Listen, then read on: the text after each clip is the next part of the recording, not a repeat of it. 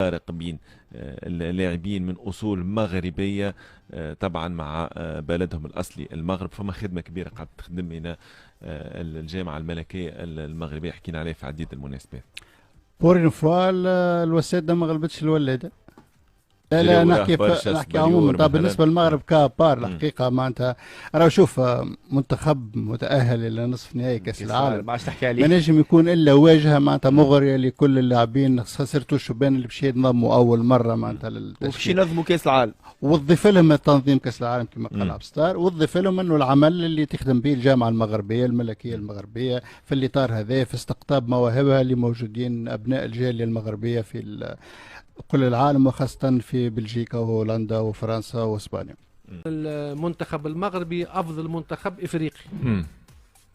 كان تقارنوا بمنتخبات أوروبية ينافس في مراتب ممتازة، والمنتخب المغربي تفوق على منتخبات إفريقية كبيرة كانت هي اللي تتصدر. نتكلموا على الكاميرون، نتكلموا على الكوت ديفوار، نتكلموا على نيجيريا وغيرها من فرق. فالمنتخب المغربي تفوق عليهم تسويقيا، رياضيا من غير ما نحكيو. علاش المواهب توا الجاليه المغربيه اللي برا، ما فما جاليه تونسيه وفما جاليه جزائريه وفما ولا مصريه ومغربيه مصريه بلوز او موان، مصريه اقل في اوروبا، لكن نحكيو في اوروبا يتكون اللاعب التكوين الصحيح. دائما ما يكون المنتخب المغربي هو المتفوق. دونك قول لي مولودين غاديكا، دونك هنا المولودين غاديكا بطبيعه الحال، حتى هذه كجزء اول، حتى اللي متكونين في المغرب. والمغرب خلال 10-12 سنه الاخيره انا كانت عندي زيارات للمغرب الى معناها تاريخ جديد، يعني تتغير المغرب، قاعده تتغير، قاعده تغيب عليها شهرين 3 عام عامين تلقاها بلاد اخرى تغيرت، فما حاجه جديده تبدلت. المغرب قاعده تتبدل جدا. اذا المنتخب المغربي امن حاضره وامن كذلك المستقبل. اعارات كثرت في البلاد، وش قلنا احنا؟ لا النفاق هو الشعوذه، النفاق الرياضي والشعوذه الرياضيه والفتنه وفتنه قد فما فتنه، فما برشا فتنه، فما فتنه وفما الفتاوي.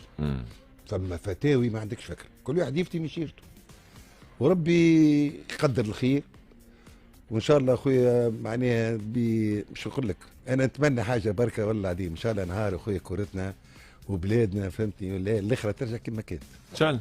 ان شاء الله ما نطلبوا حد شيء معناها ان شاء الله، خاطر الشيء اللي موجود توا شيء يحزن ويأسف، شيء يحزن ويأسف والله العظيم. والله انا نقول للكابتن ان شاء الله كورتنا ما ترجعش كما قبل، ان شاء الله تكون ما خير، خاطر ما كانتش باهيه راهي كورتنا معناها ماهوش اكزامبل قبل، ان شاء الله تتحسن وكاو. شو اللي عنده الحق لا سي بيان، نحب سي بيان، طموح هو الراي مخالف، مش مخالف برشا. لا معناها قبل معناها ان شاء الله نرجعوا كيما عندنا استادياتنا عندنا كذا، ما نطلبوش شيء مش معناها قبل، هي راهي قبل هي قبل طموح وجدي شاب طموح ما يسالش كورتنا.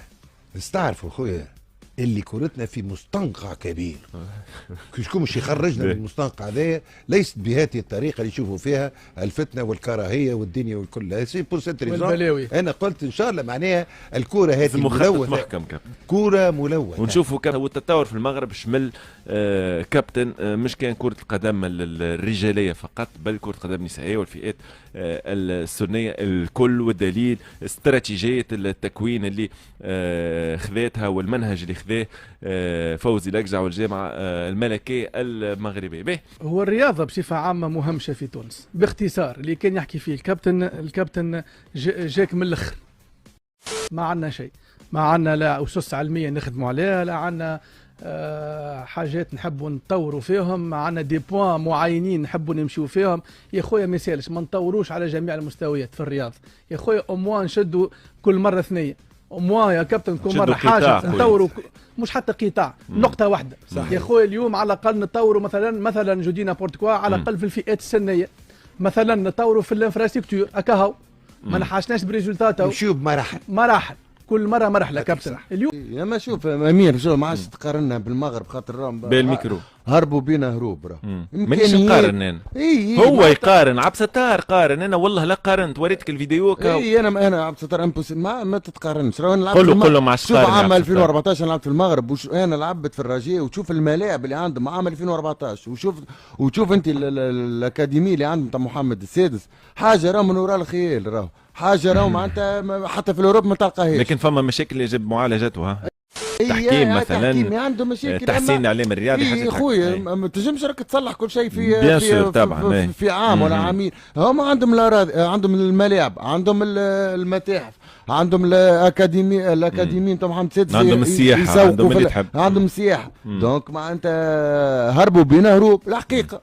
انظار ونسبة المشاهدة والعالم الكله باش يتحط نهار النهائي باش يشوف شكون صاحب كاس العالم وشكون بطل كاس العالم. بالمغربي ناخذوا اهم حاجه واهم شيء معناتها باش تلقى روحك حاضر الكومبيتيسيون ولا في باركور نتاع كاليفيكاسيون ولا حاجه. شوفوا الاستمراريه نتاع المنتخب المغربي، بريسك بنسبه 70-80% الجروب هو بيدو. كيف معناتها المدرب اللي قاعد متواصل معاهم، اداره نتاع الجامعه نتاعهم وفرت لهم كل شيء، ومخلين لي زاكوتي الكل كوسوسوا مع الميديا وكل شيء، مشاكل وكل شيء اكوتي، خليوا لي جوار كونسونتري، خليهم في السيرتينا. المنتخب المغربي نجم تقول ربح باخف الاضرار. تحس معناتها ليكيب واقفه، تحس ليكيب مركزه، كل جوار يعرف شنو يعمل شنو ما يعملش. ليكيب على 90 دقيقه كانت نجم اتو مومون تنجم تسجل. الفلويديتي اللي كانت مفقوده في المنتخبات الاخرى لقيناها في صحيح. نتاعهم موجود، الكولون موجود، فوالا موجودين الكل حاضرين. انا قلت لك معناتها فما ناس واقفه سوتيران تعرف شنو تعمل شنو ما تعملش. والحاجه باهيه اللي موجوده في المنتخب المغربي اللي الناس تعرف لو مومون فور نتاعها تستغلها. كيف معناتها زاد نشوفوا الفرق بين المنتخب المغربي والمنتخب الجزائري اللي نشوفوا. لا نحكي عموما. بالنسبه للمغرب كابار الحقيقه معناتها راه شوف منتخب متاهل الى نصف نهائي كاس العالم، باش تحكي عليه ما نجم يكون الا واجهه معناتها مغريه لكل اللاعبين، خسرتوا الشبان اللي باش ينضموا اول مره معناتها. وظف لهم انه العمل اللي تخدم به الجامعه المغربيه الملكيه المغربيه في الاطار هذا، في استقطاب مواهبها اللي موجودين. اول تعليق من الاعلام.